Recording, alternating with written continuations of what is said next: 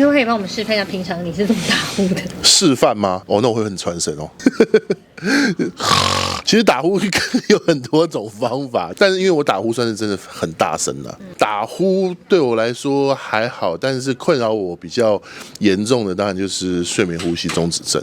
如果看电影，就是在电影里面常常会有那种，比如说会有人突然惊醒那种感觉，很传神，对不对？但是我真的每天晚上都是这样，对，就是很不舒服，然后醒来之后就会觉得很喘，又是睡眠呼吸中止症。刚起码可能有1分钟是没有呼吸的，这样子，对，是非常非常不舒服的，而且真的确实造成我非常多的困扰。医生跟我说了，包括我的高血压跟这个睡眠呼吸中止症有相关的影响，这样子。